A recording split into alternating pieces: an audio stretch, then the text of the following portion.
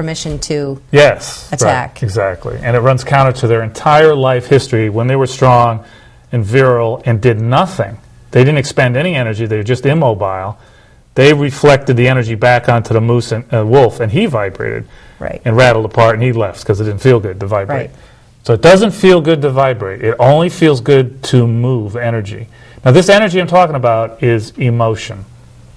Emotion is how animal consciousness makes contact with material nature, the physical world. Emotion's the interface. And it works according to specific rules, one of which is the negative grants access to the positive.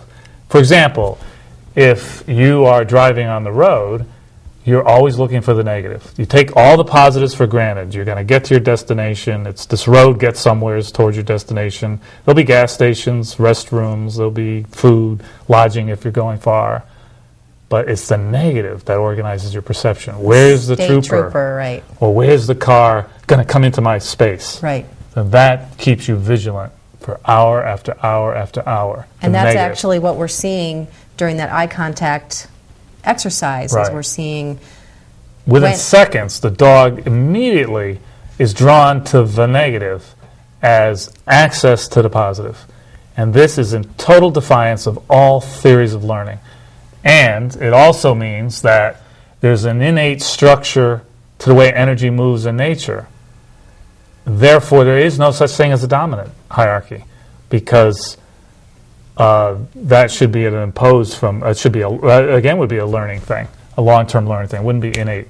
So when the alpha wolf, what really makes him alpha, what grants him alphahood status, which we confuse as leader, is that he has more moose energy, if you will, in his body. He's feeling great. He feels great. He feels more movement than the other ones. So they glom onto him. They love to follow him. And he can feel his body even in the presence of the moose. So he's going to go more toward the moose than the others. So they will follow him. They're all segregated like these bass, tenor, alto, soprano. That's actually what's happening. It seems to me that all of our misunderstandings about what's happening with dogs is that we're extrapolating everything we think about dogs from the way we look at wolves acting in a pack. Right. And why do you think that we have clung to that idea so much? Why do you think people are so attracted to the dominance hierarchy? Well, if my theory is right, that emotion is a universal in all animals, even the human animal, that means that what we think about emotion is also what we think about animals. So if we think that emotion is unpredictable, that it can be self-destructive, it's irrational, it's impulsive, then we project those thoughts into what we think about animals. So we think animals can be wild, they're unpredictable, they can turn on you. These are all the judgments we hold against emotion. So that's why we really, the archetypal fear in the human intellect, the human mind, even before the intellect got very developed, is a fear of wild. And the emotion that runs us is wild. It was never domesticated. It's not possible to domesticate it. So whatever we think about animals isn't really about the evidence on animals. It's actually about our fear of emotion. Internally. That's very interesting. And we can take one step further, excuse me, whatever we think about dogs is also not about the evidence on dogs. It's what we think about feelings. So every species of animal is a slice of the continuum, but dogs are the whole continuum, and that's a feeling. So you and I, as we interact, we talk, we go back and forth. We feel, it's my turn to talk, now it's your turn to talk, now it's my turn to talk, that's a feeling.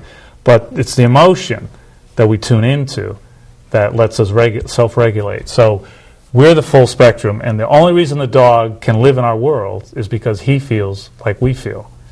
Therefore, they can live. But what we think about dogs is, again, we fear feelings. The feelings have to be dominated. Therefore, we need to see a dominant hierarchy in nature. Because we need to dominate our feelings. We think that your feelings get you in trouble. If I want something too much, I get in trouble. That's the archetypal judgment when we were imprinted as infants, when we were domesticated. So there's only two animals that are truly domesticated, by which they can subordinate all impulses, instincts, everything. That's dogs and human babies. So however we were domesticated, we will read that into the dog. So what we think about dogs isn't really anything about the truth about dogs. No. It's all about what we feel about Right. ourselves, and we're attached to this dominance hierarchy because we're Right, afraid so of our feelings. Exactly. In an acid test, you start talking to people about a new way of looking at it, and they will either get comical, which is a way of dealing with anger, or they will treat it comically, or they will get angry. and it's very charged because you're actually asking them to reassess what they think about feelings, not to mention emotion. So a lot of times you talk about how, segueing from this, how dogs can show us what we're feeling even if we don't know we're feeling those Exactly. things, and that comes from how wolves Right. Well, moose. yes. What the wolf does is the eyes are the portal. Now, I mentioned the body as pipe, but it's also a battery. It's a data bank of resistance. Some things conduct the emotion, some things resist emotion. And that resistance doesn't just go away, it gets internalized and stored in the battery, the emotional battery. And the emotional battery, the negative terminal, is housed right in the gut-loin region. So when that wolf is staring at that moose, he's accessing, it's like his physical hard drive. He's accessing it and feeling how strong the fear is. And if the fear is over a certain level, the wolf gets aroused and puts more energy on that moose until the moose might falter. But if the fear isn't too high, then the moose has no chance. So our dogs are constantly scanning us the same way. I have a very evolved mechanism by how they do that, but all we need to know for the moment is they're reading our emotional battery. Everything in our battery from our birth on is in there. Every experience of resistance is in there. It is the basis of our feelings, and they read it. And that's how they are the only animal that was able to plug into mankind. Not because they're submissive, Right. not because they desire to please us, not because they're smart, all of which fall apart on any kind of examination. The only reason is they feel what we feel. So, how they read our body states based on that. So, like where you point becomes where all that energy goes. And dogs are the only animal that go to where we point.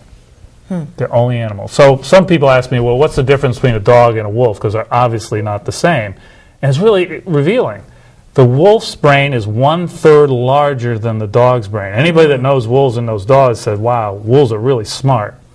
Also, dogs, or the wolf cubs, and dog puppies, the more advanced their nervous system gets, the less social they get.